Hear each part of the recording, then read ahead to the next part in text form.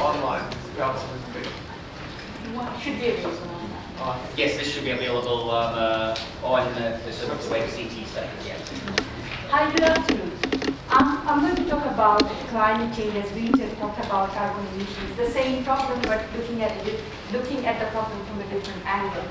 As you all know already that climate change is one of the most important issues that we have been facing, most interesting issue that we have been facing in this century. And this issue is described by different people in a different way. Like the economists describe this in a different way, climate scientists, ecologists, so it's a concern for everyone, and different people come up with, discuss about this issue from a different perspective. Even within economists, the problem could be seen in a very different way. So, Richard gave you one aspect, one perspective of climate change in regard to carbon trading. So this is another aspect that I'm going to talk about. And the objective of my talk is not to convince you about how we economists save the world, but to give you some idea about how we economists help policymakers and people to understand the problem in a better way and help to take proper action.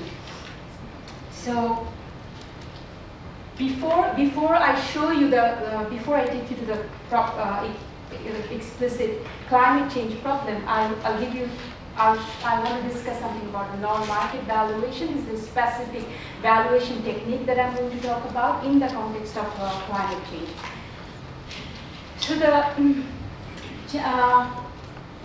the challenge that we environmental economists face when we talk about policy action is to weigh the benefit and cost of the policy. So the environmental cost-benefit analysis is a very common tool that we use to assess the benefit and cost of policy action. So what we do is very simply we just weigh the benefit and cost, and the ideal way of taking a policy action is when the benefit outweigh the cost of the taking action. But the challenge is that this benefit and cost, not all these benefits and costs are observed in monetary terms. Some of these benefits and costs are not monetary, cannot be observed in a monetary way. So this is where we environmental economists face challenges, how to weigh the benefit and cost, or how to measure the benefit and costs that are not measurable, that are not observable in a monetary term. Now, talking about the climate change problem, the question is, we know that there are certain costs, the costs that Richard talked about, that when you take an action, there are carbon prices that increases prices, that in some instances that also reduces your output by imposing costs on the society and on the economy, by reducing your GDP growth, and etc. But what are the benefits of avoiding anthropogenic climate change? But before we talk about benefit, let me define what benefit means. In this specific context, what do you think? What does benefit involve for avoiding climate change? Any idea? Survival. What? Survival. Survival. Okay, this is just one perception. Any other benefit you can think about? We won't run out of water. It's one clear-cut, straightforward benefit is avoiding the damages that we can experience due to climate change. So what kind of damage that we can incur? So one possible consequence of climate change is more rain or more drought and more natural disasters. So when you experience all these things, there are damages, property damages. So you can avoid this property damage. And how do we estimate the benefit? We can estimate the benefit from using the market data. You can observe these damages in the market and just make a quantitative estimate. So it's very easy, straightforward, no challenge about this, nothing to worry about. But there are some non-monetary benefits and costs that we incur in the context of climate change, like saving the biodiversity. Or in Australia, we sometimes see people protesting in the street because they're just very, for instance, one of the students said, oh, it's a matter of survival. So sometimes some people are very afraid of the climate change consequences. And if you take an action, you make people feel safer. they feel without any policy action.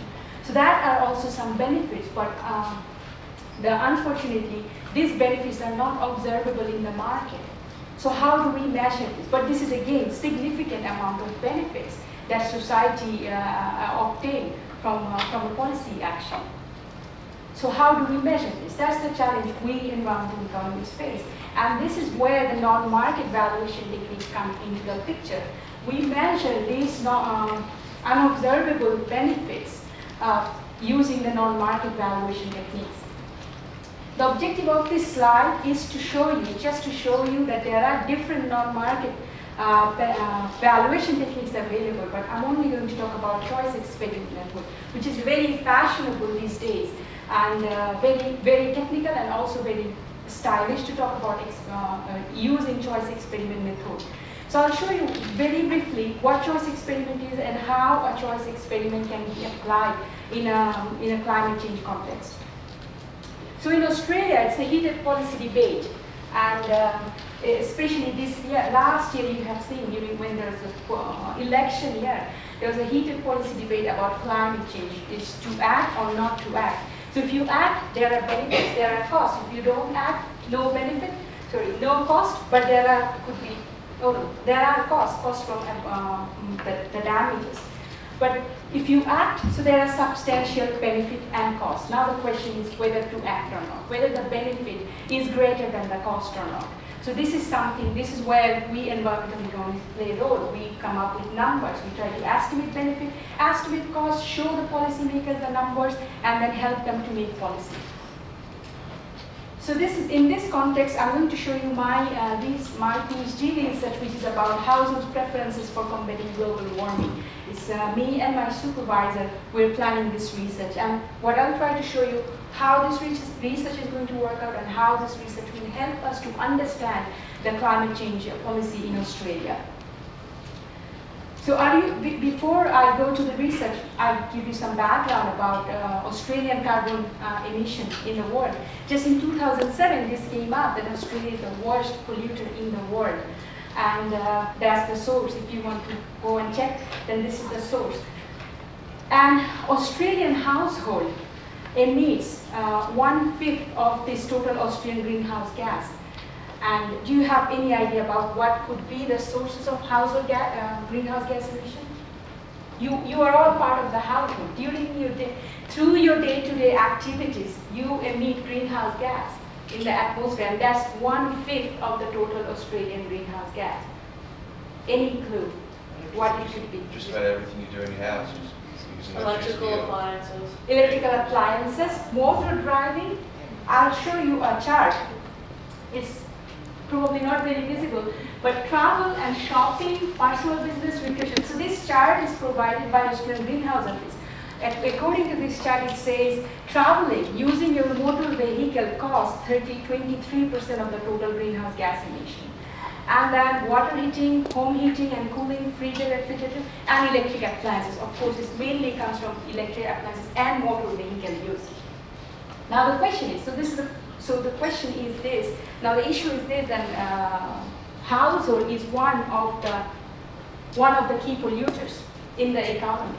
Now the question is whether or not households are up to take this responsibility of offsetting their emission.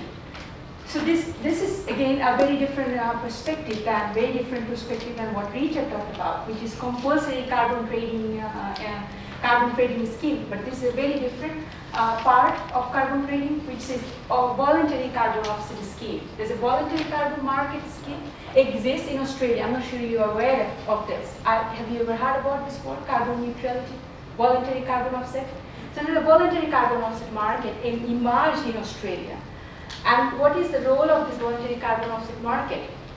Is this that it just advertises, it just tries to make people ethically aware that you are emitting carbon in the atmosphere and you can buy offset.